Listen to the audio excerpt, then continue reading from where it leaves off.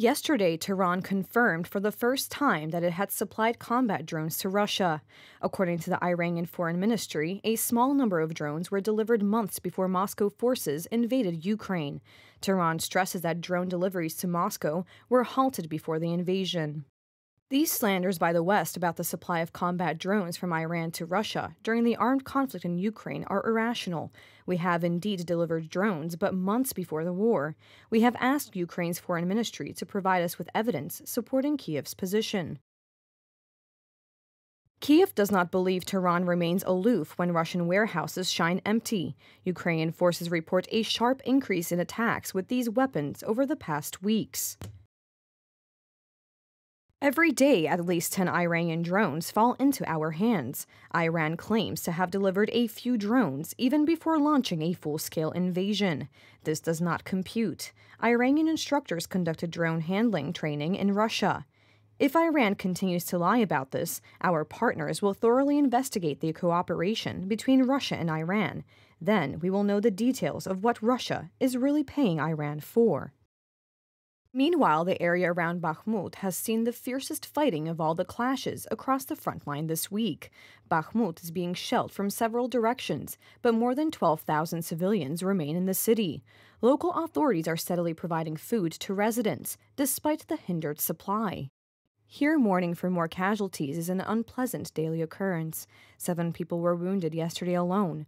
Since fighting began in the area, 120 civilians have been killed. Take the correction that these figures are difficult to determine. Fighting is still going on in some neighborhoods or is prevented by the occupation authorities.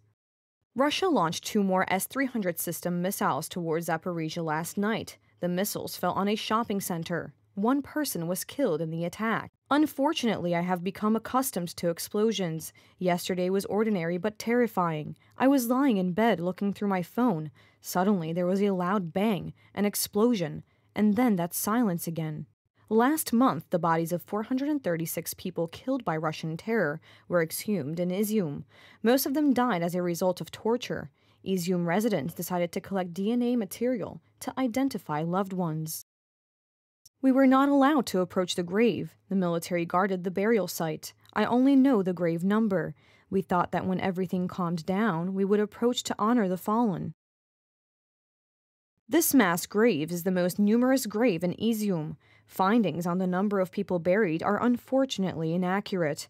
There are times when detailed identification shows that there are 3 bodies in the grave instead of 1. Russia's Wagner Group is a private military company whose military operations are characterized by particular brutality. On Friday in St. Petersburg, the company opened a Wagner Center to publicize its military credentials and welcome more volunteers. According to experts, the lack of opposition from Russians to the operation of such organizations indicates the poor moral condition of Russian society. We are in the 9th month of the war. We have seen protests in Russia for perhaps the first 2 or 3 weeks, beginning with the Russian invasion on February 24th. One should not hold out any hope that the Russian public at this particular moment, or at least in the near time, will somehow begin to protest or oppose the Russian government. The U.S. government says U.S. support for Ukraine will remain unwavering, even in the face of upcoming congressional elections. The Pentagon has announced another $400 million in military aid to Kiev. With Western support, a Ukrainian victory remains a matter of time.